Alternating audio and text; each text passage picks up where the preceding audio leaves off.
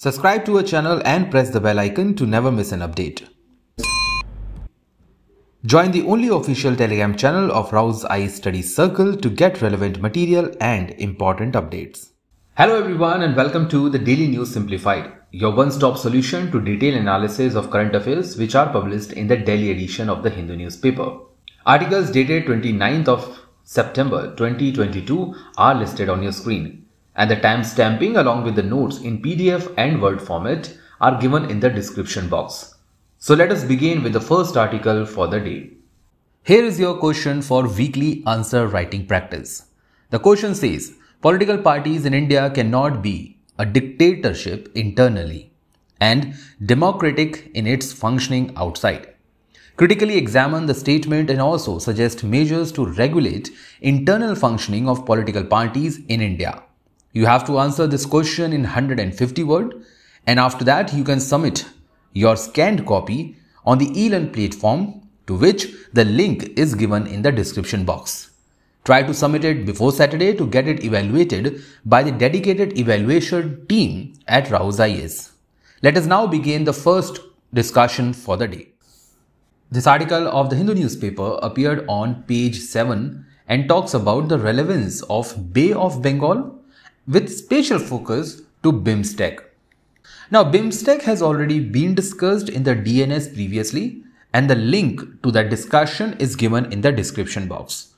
Today, we are going to discuss about the role of Bay of Bengal in the geopolitics, how it is important, and what role India should play given the role of external powers such as US and China. As per the context, recently, the fourth BIMSTEC meeting was concluded, on which we have already provided the DNS discussion.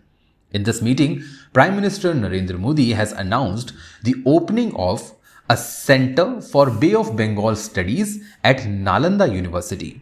Now, the choice of Nalanda University is obvious because majority of the partners in BIMSTEC, including Sri Lanka, Nepal, Bhutan, and even Myanmar, have high percentage of people following the Buddhism. Not only that, Bay of Bengal studies will open the scope for further extension of the studies on the Bay of Bengal with respect to its environment, maritime study, defense studies, and even the strategic study on the location. Now, the reason is, why should we read about Bay of Bengal and what importance does Bay of Bengal play in India's geopolitics? Bay of Bengal, or just the Bay, is now experiencing an increase in the geo-economic, geopolitics and geocultural activity and diversity. An unprecedented growth in China and rise of India as a major South Asian power has increased the relevance of Bay of Bengal in South Asian politics, Asian politics, as well as the global geopolitics. According to one of the book written by Robert Kaplan with the name Monsoon.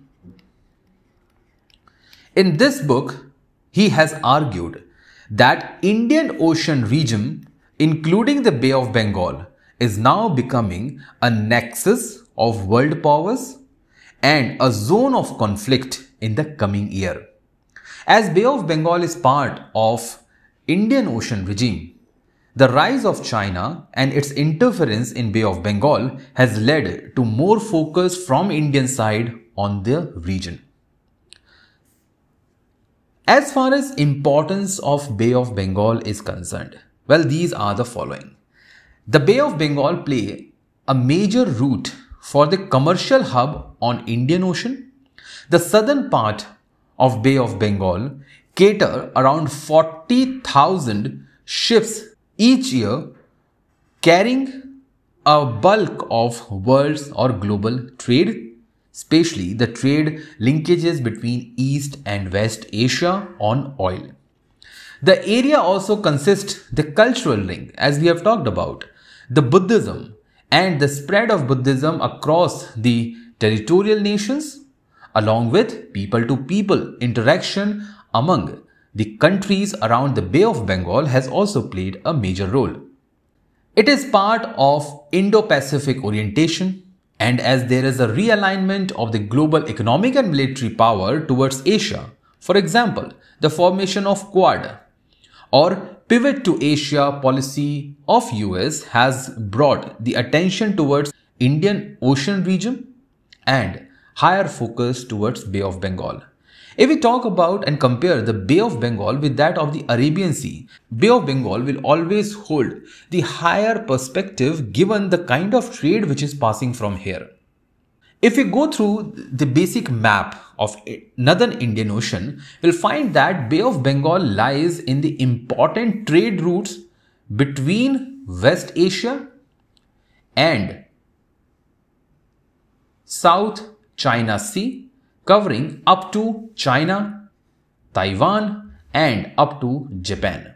Now, as majority of the trade is passing from the southern part of Bay of Bengal, as you can see on the screen, role of China has been increasing. Now, China wants to secure its sea lane of communication, and that is the reason why China has started following its Look South policy, where it is trying to make friendly relations, investing heavily on the infrastructure in nations such as Thailand, Myanmar and Sri Lanka.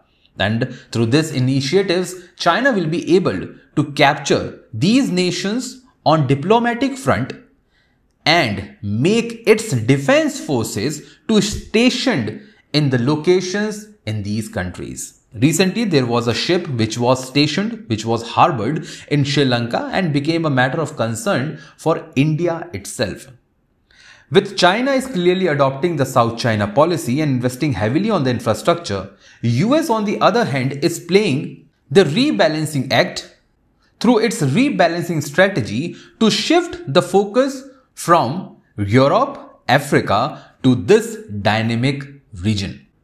The intensive presence of naval power from China and the countering presence of naval power from India through the help of Western powers has been the outcome of the relevance of Bay of Bengal and the trade which is passing from this region.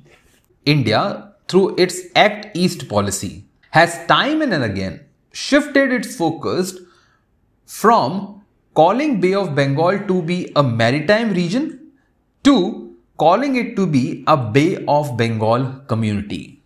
Under this, India wants to have a composite and cultural interaction with the neighboring countries of Bay of Bengal and to keep it on its own diplomatic side while deciding the geopolitics of this region.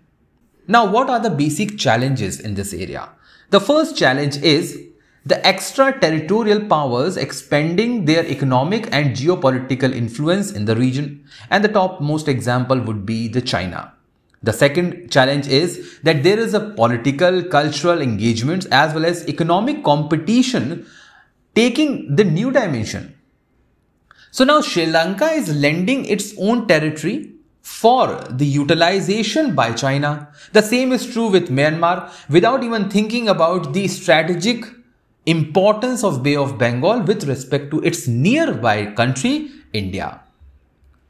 We have also seen that there is a careless exploitation of the maritime environment which has damaged the biodiversity of this region. And not only that, this region has also been going through the reduction of the biodiversity, especially with respect to the fish diversity. This has extended the concern of smaller countries like Sri Lanka, like Bangladesh or even Myanmar. And that is the reason why there has been a hue and cry between these countries on one side and India on the other side. The more there is a feudal relation between these countries in the Bay of Bengal region, more will be the benefit taken by the external powers such as China.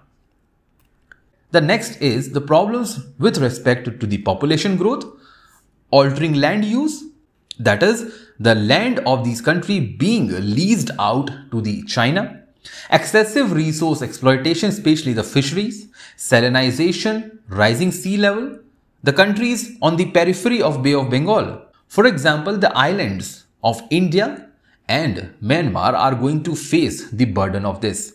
And lastly, the climate change is also increasing the significant strain on this environment. The last important challenge is the presence of defense power.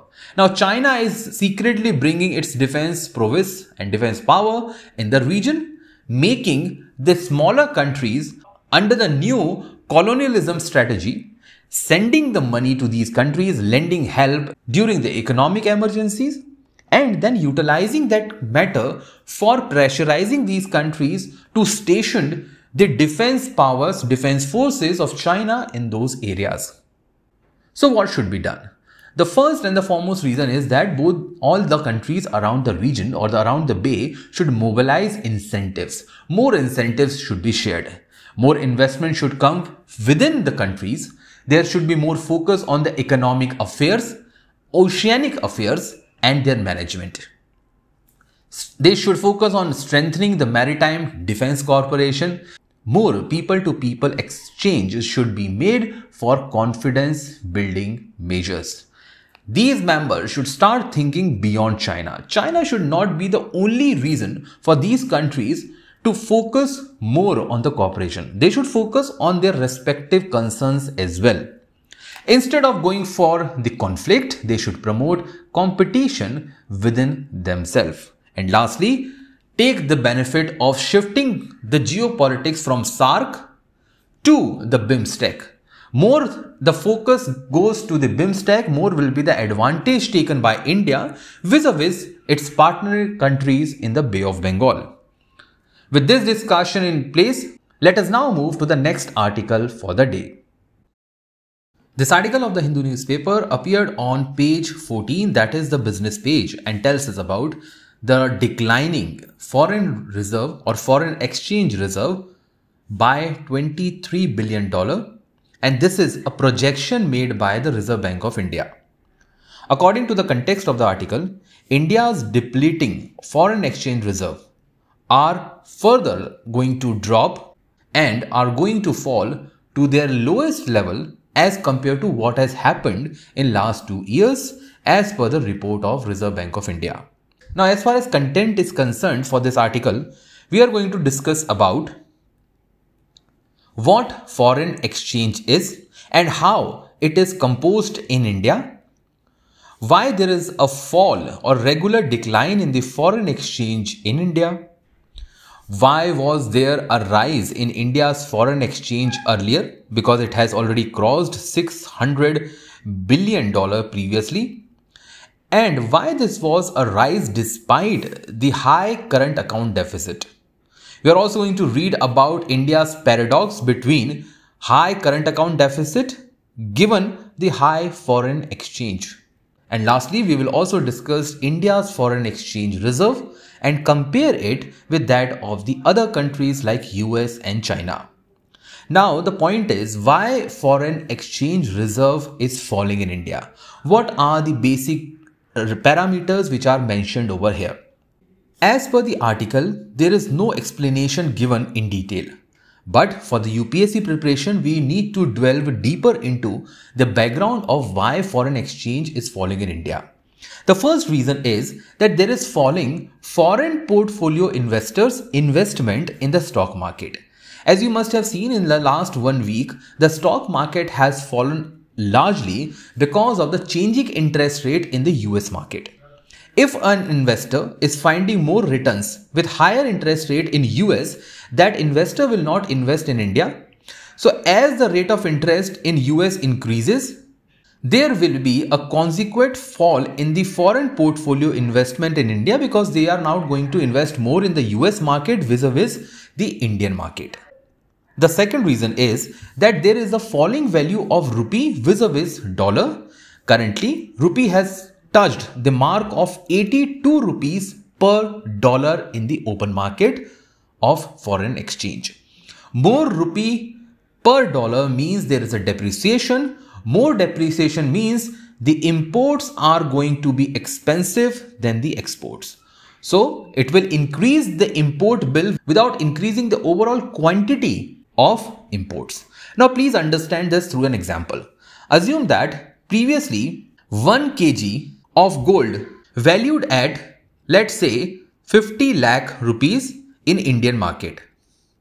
But now the same 1 kg of gold will value at 55 lakh rupees in Indian market because the value of import has increased. Now we have to pay more rupee to get the same quantity of money, and this is because of the depreciation going on in the Indian market.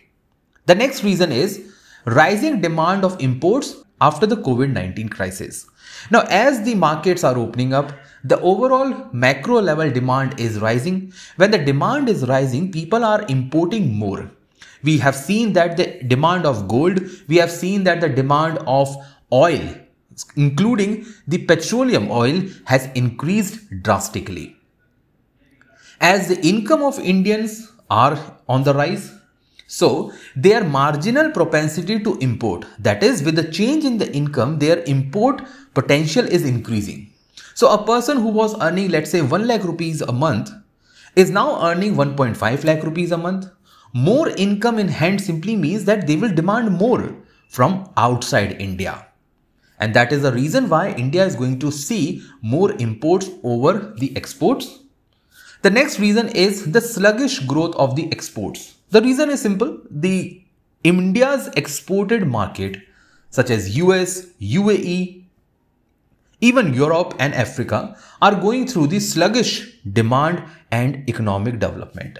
Most of these countries are closer to 1 to 2% of annual growth. Some of them are even going through the high inflation. When there is a high domestic inflation in these countries, India's exports are less likely to be improved, because more inflation reduces the overall demand of a particular product in those markets. And the last reason is the global inflation. More global inflation simply means that people are not going to have more demand for the incoming imports, until and unless there is a very high inelasticity of demand. Inelasticity of demand means that with the change in the price of a product, demand of a product is not likely to be increased drastically.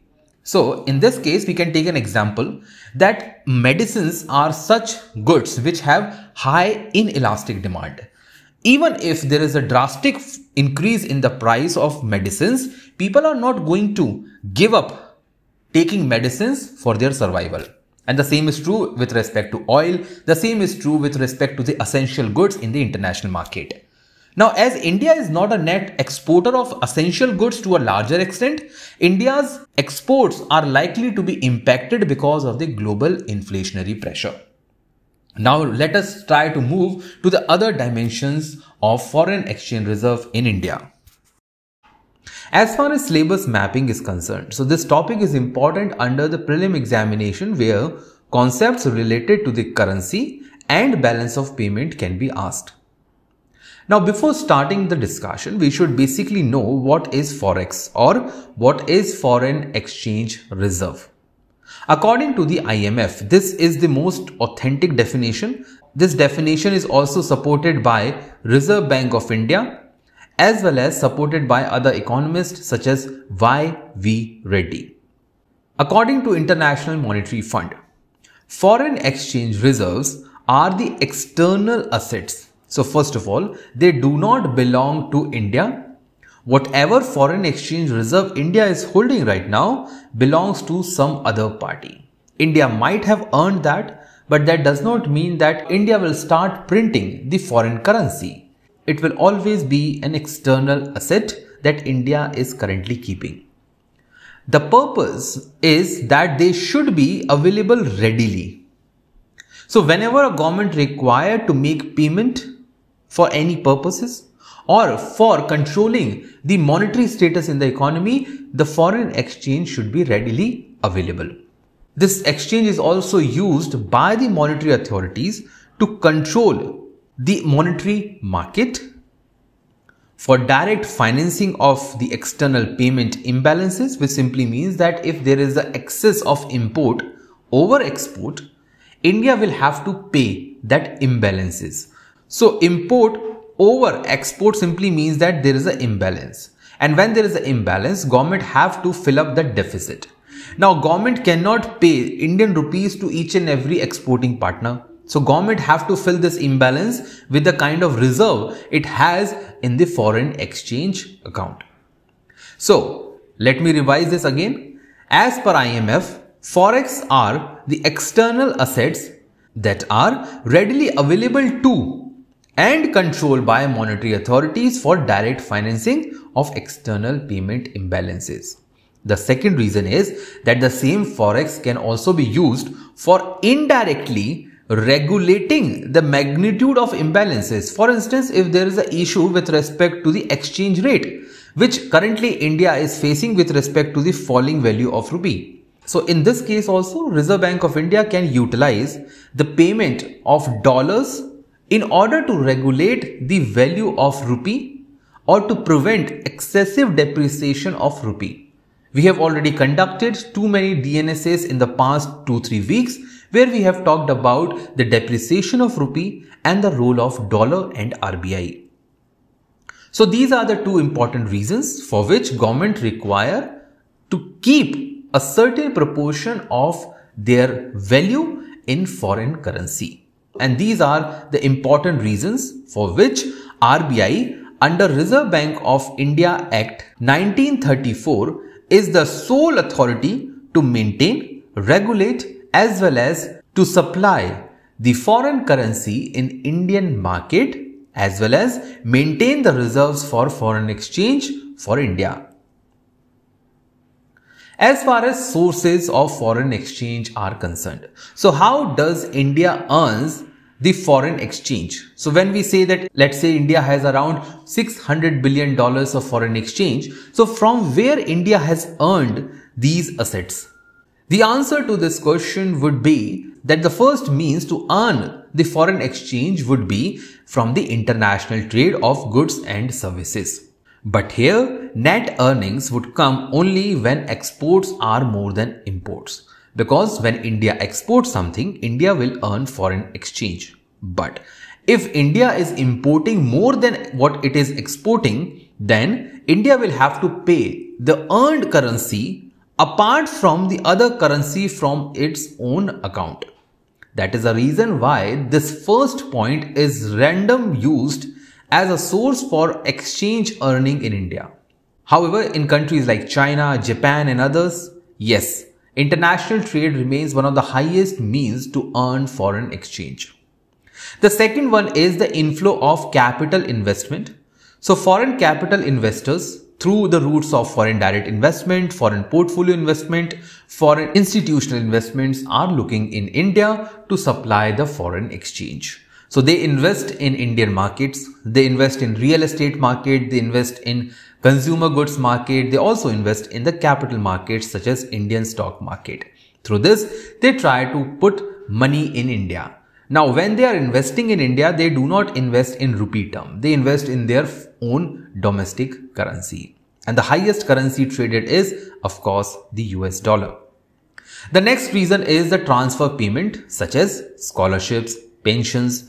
So a person, let's say, who has worked somewhere outside India is now living in India, and that person, because of his services given to a particular organization, is receiving pension. A student who might have written an examination and have got the scholarship for the education will also be receiving such transfer payment.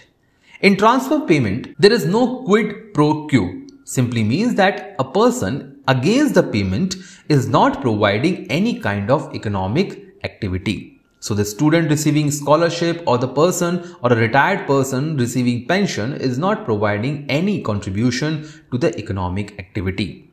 The next one is the remittances, in which India holds the first rank. So Indians living abroad are one of the highest source for foreign exchange earning to India. They are working there and they remit money through different channels, including the bank channels, to Indian economy, and RBI tracking this account also benefit from the more foreign exchange earning. The next one is the profit on capital investment or the capital gains. Let's say a person has invested $10 in US market, and in this market the person has got 50% of profit. So what he has got? He has now got $15 as his gain. So this extra $5 will be the capital gain, and this capital gain will flow to India. And this capital gain will then be flowing to India through the exchange of currencies. Next comes the external commercial borrowing. So Indian companies, Indian commercial firms can borrow from international institutions, international markets, international banks in foreign currency. The second last point would be the spendings made by tourists coming to India. So when a tourist who comes to India spend their foreign currency, they get it exchanged with the local currency or the Indian rupee, and that foreign exchange goes in the hand of Indian banking system and ultimately in the hand of Reserve Bank of India. And the last one would be that when India or any Indian institution gets the grant in aids, it may be an NGO also. So if they are getting grant in aids through foreign currency, India will earn the foreign exchange in this manner. Now, if we talk about the current global status of foreign exchange reserve and the current account balances, we'll go through this table, which was also given in the article. As per this table and as per the data provided by the World Bank, as of 2021, China holds the largest reserve of foreign currency and also has one of the largest trade account balances of positive current account in its economy. China is followed by Japan, holding almost $1.4 trillion of foreign exchange. India, as of 2021, resides on 5th position, followed by US. Now you must be wondering that how come US remains in a list where its own currency is being talked about. Well, US also holds the currency of other countries, such as US may also hold Euro, US might also hold yen or any other currency, let's say rupee. So that account of United States contribute almost $716 billion. Now, if we go through this table, you will find that as far as current account balances are concerned, in top 10 nations, US and India are having negative current account balances, which simply means that their imports are more than their exports. Then how come, the real question is, then how come they are having a positive foreign exchange reserve? How they are in a position to maintain that kind of foreign exchange reserve when they are paying more to the world economy than what they are actually receiving? The answer to this question would be here. Well, China, as we know, is the top holding of the foreign exchange. India is an outlier along with the US and the Brazil, where you'll find that they have accumulated a sizable foreign exchange reserve despite having the negative current account. If we go historically, we will find that in 1990, that the moment just before the economic crisis which India ever has faced, India's foreign exchange reserve since 1990 till 2022 March has increased from $3.96 billion to $607 billion, which is almost 150 times. But despite this, India is a country which has just received just once in the last 11 years a surplus on its current account. So both these points proves like a paradox, that despite having current account deficits for so long, how come India is having such a high degree of foreign exchange reserve? The answer would be this. Despite the high deficit, this high deficit was offset by the net surplus of $968 billion in the last 10 years. So this is for 10 years cumulative. India has a surplus of $968 billion in the invisibles. And in invisibles, we have exports of software services, remittances coming to India by the overseas Indians, or even the tourism. So all these important factors have provided the money or the filled up the deficit which India was having on current account. Now, as far as foreign exchange are concerned, why do we need foreign exchange? The answer would be this.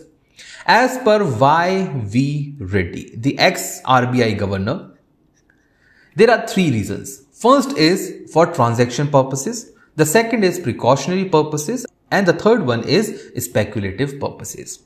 Now for transactional purpose, we already know it is for balance of trade. So we require money to trade in the international market, that is for transaction. As far as precautionary purpose is concerned, so government required to maintain emergency payments. Let's say all of a sudden there is a high rise of oil prices. So from where government will get money to pay in dollars? It will get it from the foreign exchange reserve. And the third one is the speculative, that is to maintain rupee stability in exchange market. Now, the last point for today's discussion would be what is the composition of India's foreign exchange? If we are saying that India is having over $600 billion of foreign exchange, what this $600 billion constitutes? So the $600 billion includes the foreign currency assets, that is different currencies. It may be a dollar, it may be euro, it may be yen and others. The second one would be the special drawing rights or the rights held by India in IMF. It is more like an IMF currency where India has invested as per its economic power. So India is holding SDR, and this SDR could be used by India for international transactions. So it is more like an international currency for IMF. The third would be the physical gold. So India is also holding gold, and this gold is held by India in order to have precautionary purposes, as we are talking about. So there might be a case where in international market, a particular currency, let's say dollar, does not performs well. And people and the other countries stop taking dollar as a payment.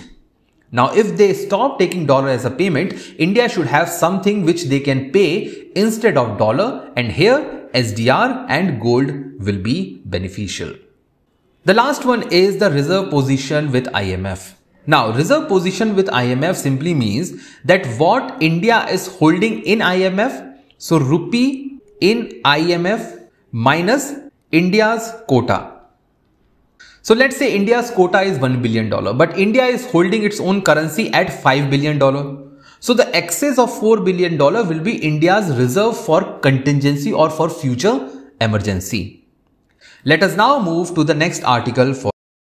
This article of the Hindu newspaper appeared on page 1st and talks about the recent findings with respect to the ancient Indian art and culture.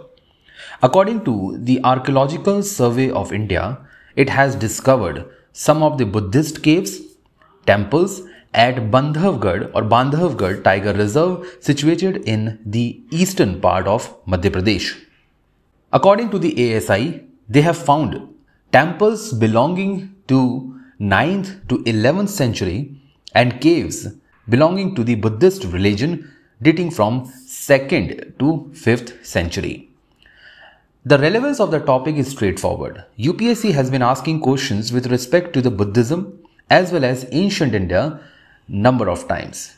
And even in 2022, they have asked question in the prelim examination with respect to the Buddhism and Jainism. In your mains GS paper 1, the history section covers the art and architecture from the ancient India. And in 2022 mains, which concluded recently, there was a question associated with the architecture and art of Gupta Empire. So, going with the same trend, we should be in a position to understand the concepts of Buddhism and Hindu temples in Indian ancient history. The finding of the ASI includes the Buddhist caves associated with Mahayana sect, some of the Hindu temples belonging to 9th to 11th century, one large Varaha sculpture. Varaha is considered to be the reincarnation of Lord Vishnu under the Hindu mythology. Few Buddhist sculptures including the images and idols of Buddhist or Bodhisattvas, and some of the mural inscriptions that even named cities like Mathura and Kaushambi. Historically, Kaushambi is known to be a place visited by Lord Buddha, and currently it is situated near the district of Prayagraj in Uttar Pradesh. While Mathura has association with the Buddhist art including the Buddhist art of Mahayana sect. Both the areas are known for the spread of Buddhism. The findings have revealed that there was a presence of Buddhist culture in the central to eastern part of Madhya Pradesh. This is the second finding which was found recently, and around 84 to 85 years ago, there was excavation with the same respect. If we go through the basic findings, so as you can see on the image, this is the temple structure which was found. As you can see, this is a Nagara style of temple architecture and belongs to the post-Gupta era. The most unique feature of post-Gupta temple architecture is the rising height of shikhar, and it also shows that the Garbhagriha or the sanctum is now becoming more in square format. Now this also brings us to the notice that we should know the basic parts of Nagara school of architecture in temple structure. Now as you can see on the screen, these are the following different parts of a temple under the Nagara style of temple architecture. We'll start from the first, that is the Dhwaj. It is the flag or the auspicious religious flag belonging to a particular sect. It is followed by the Kalash or the inverted pot. The Kalash or the inverted pot is believed to have the direct connection with the divine authority, and it is kept at the highest position of Shikhar. Shikhar is the inverted structure under the Nagara style of architecture, and it is the tallest part of the temple, and it lies just above, vertically above the sanctum. Sanctum is the place which is the central part of a temple, and in the Sanskrit language or in the Hindi language it is called as Garbhagriha. Garbhagriha is the place where the main deity idol is kept, or maybe a structure or the sculpture of a deity is kept. There is a Pradakshina path, which is the circumambulatory pathway and used by the devotees to take a round across the deity. Then we have the other parts or the extended parts of the temple. But before that, as you can see, the structure which was found by the Archaeological Survey of India has Shikhar, sanctum or the Garbhagriha, but it does not have the extended path. The extended pathway which you are seeing on the screen, such as Mandapa, Ardh Mandapa or even the Jagati, are the later period development. The temple which you are seeing on the screen is one of the unique example, and this temple architecture has developed in the period of Chandel rulers in the central part of India. The best example could be the Khajuraho temples of Chandel rulers. Mandapa is a place where the devotees who are visiting the temple sit, pray, worship and faces the deity. It is divided into Ardh Mandapa, which are smaller in size. As you can see, these are the two Ardh Mandapas which are smaller in size. And Jagati is the raised platform on which the entire structure of the temple is created. Apart from the temple itself, the other things which are found are the Buddhist caves. Some of the names of this Buddhist cave include the Virhad, Nritya, Kachri, Astbal, Sarthik and others. As you can see on the screen, the caves included the sculptures belonging to the Mathura school of Buddhist art. Here, the most important thing was the use of red sandstone. The other important element found by the ASI includes the boar image or Varha image belonging to the Hindu mythology. Now this brings us to the importance of Mahayana Buddhism sect, to which most of the sculptures found in this place are there. Now Mahayana in Sanskrit word means great vehicle. Maha means great and Yan means vehicle. It is an important sect under the Buddhism and came into existence in the 4th Council of Buddhism, which was patronized by the Kushan ruler Kanishk in Kashmir or Kundalwan. The way to salvation under the Mahayana Buddhism comes from the grace, help and worshipping of Buddha or Bodhisattva. Bodhisattva has already been asked by the UPSC in the prelim examination. As far as origin is concerned, so it originated in North India or Kashmir region, and they believe that Buddha will be born again and again. So there is a concept of reincarnation of Buddha. They believed in the worship of Buddha in the idol form against what Hinayana believed that Buddha should not be worshipped in the ideal form. They are mostly worshipping Buddha in the symbolic form. The language used by Mahayanis is the Sanskrit language, and here the most important one being the Nagarjuna saint. They have two sub-schools, Chitmatra and Madhyamaka. Zen school of this sect is very much prevalent and famous in China, Korea, and also relate to the Taoism followed in Chinese philosophy. As far as Bandhavgarh Tiger Reserve is concerned, so as you can see, this is the map of Madhya Pradesh, which includes the important national park, tiger reserves and wildlife sanctuary. You can pause the video and you can go through the important regions. The Bandhavgarh Tiger Reserve is situated in the eastern part of Madhya Pradesh. It was a national park declared in 1968 and it was upgraded to the Tiger Reserve in 1993 to bring more conservation effort towards the tiger conservation. The important biodiversity includes the leopard, deer, white tigers in the rare case, brown fish owl, velvet monkey, barking deers, nilgai, striped hyena, cheetal and others. With this discussion in place, let us now move to the next article for the day. This article of the Hindu newspaper appeared on page 1st and tells us about the extension of Pradhan Mantri Garib Kalyan Yojana by the central government for the next 3 months. Now, why the government has extended? The reason is that government wants to help the poor and vulnerable section of the society in the upcoming festive season in the month of October, November and December. The relevance of this scheme is straightforward. Government-related schemes, especially with respect to the welfare schemes, are important for your prelim examination. Direct question with respect to their provisions could be asked here. And in your GS paper 2 under welfare schemes and in your GS paper 3 under food security, this scheme could be asked for the mains examination. So let us understand the concepts and the purpose of this scheme in length and breadth. Now, as you can see, in the past also UPSC has asked questions from the government schemes in multiple fronts. In 2018, they have asked questions from the Pradhan Mantri Kaushal Vikas Yojana. In 2016, the question was asked from the Mudra Yojana. In 2014, the question was asked from Pradhan Mantri Fasal Bima Yojana.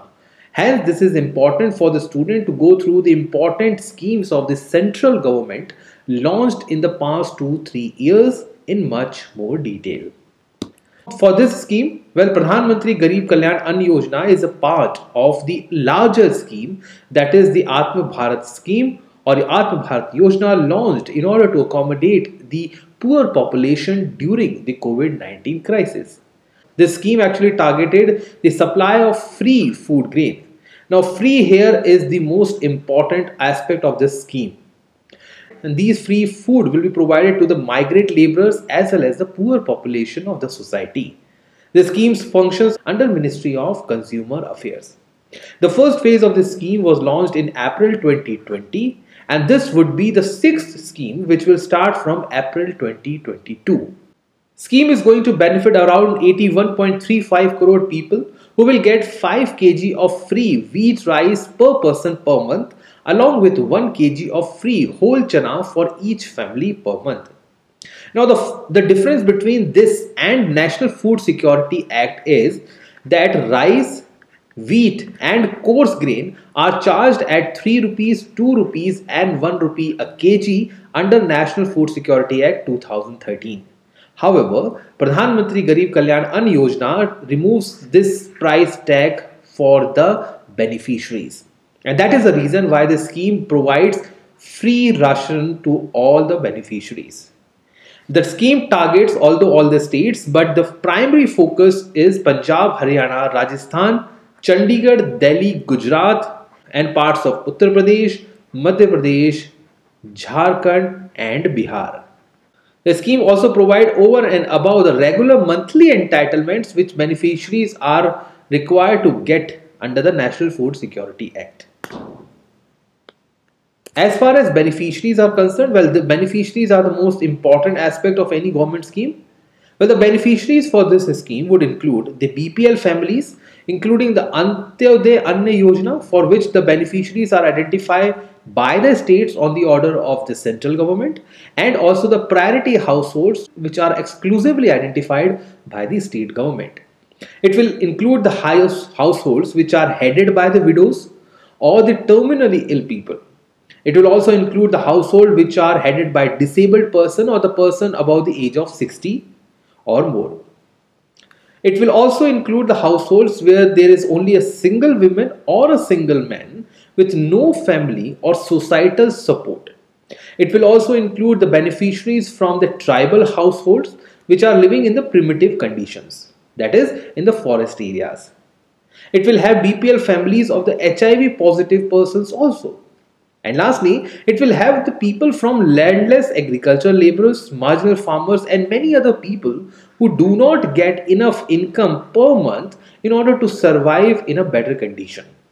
That includes the snake charmers, rag pickers, cobbler, destitutes, and many others. Most of them are actually migrant laborers who were busy before the COVID crisis in the urban centers and were forced to migrate to their poor localities without food and support. That was the basic reason why this scheme was launched by the government, to at least provide them the food benefits for the upcoming period.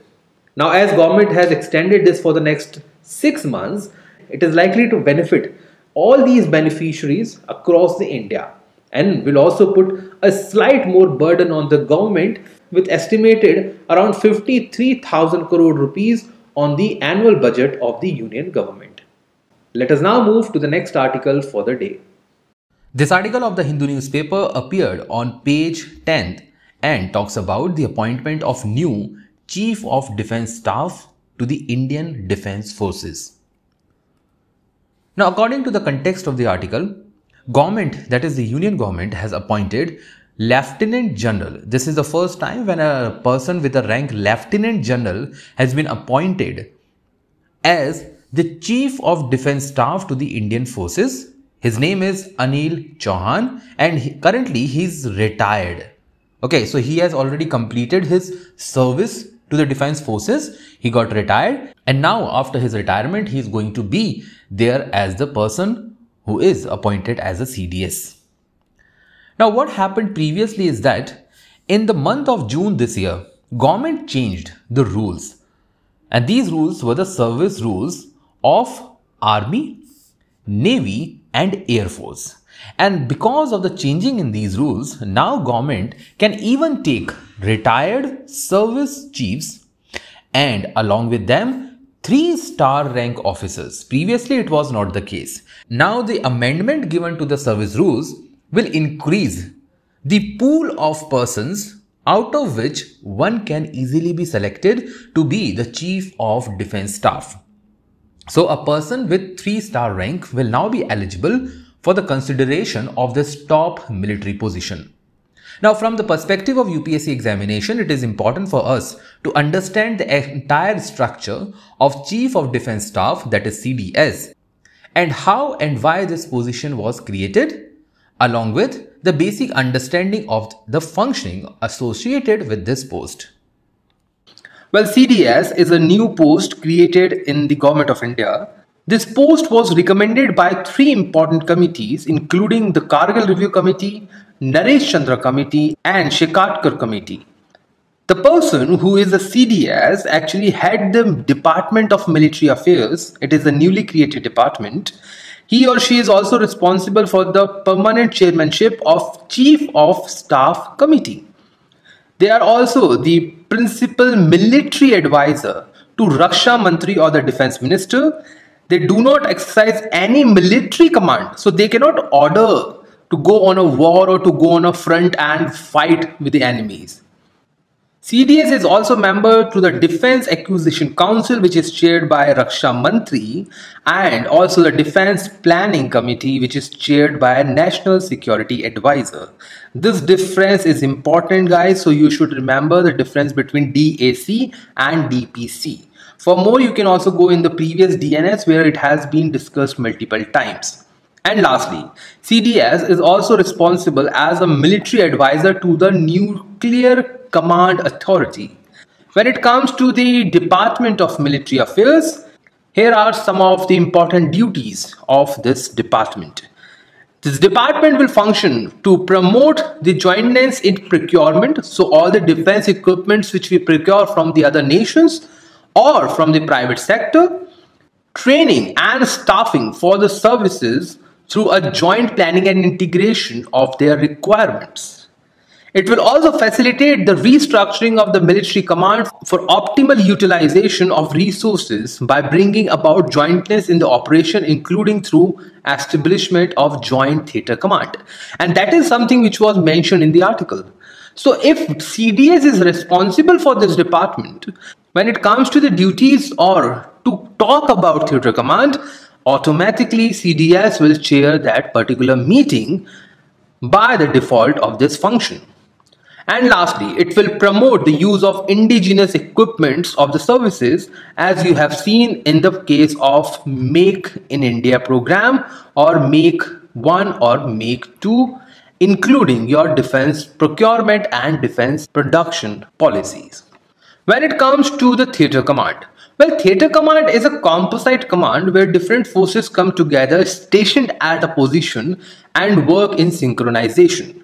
However, there are certain concerns which are attached to the theatre command. They include, first, it may lead to the dilution of the operation control of respective service chiefs. So when we are talking about the theatre command, we say that it comes under the jurisdiction of CDS. So once they are under the jurisdiction of CDS or the Department of Military Affairs, the respective chiefs, that is Air Marshal or the General of the Military, they will lose off their own responsibilities of their services.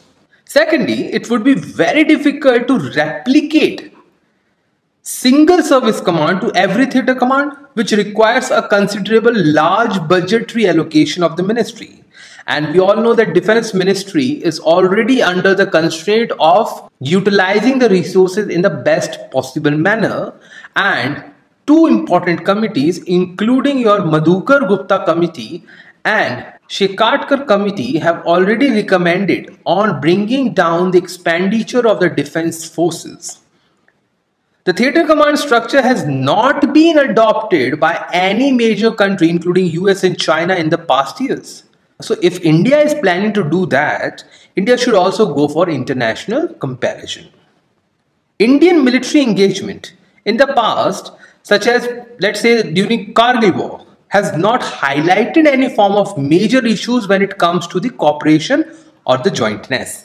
However, some small suggestions were given by Kargil Review Committee when it comes to the coordination. And lastly, the integrated theatre command, when adopted in the developing countries like India, have shown a greater ability of political influence by the top tier, because the independence which is enjoyed by the defense forces for their respective duties is diluted, and this increases the executive interference, including that of the Department of Military Affairs, into the defense functioning. And because of this political influence by the top tier, the performance and the efficiency of or the actual objective of the theatre command gets diluted. That's all for today's Daily News Simplified. Thank you.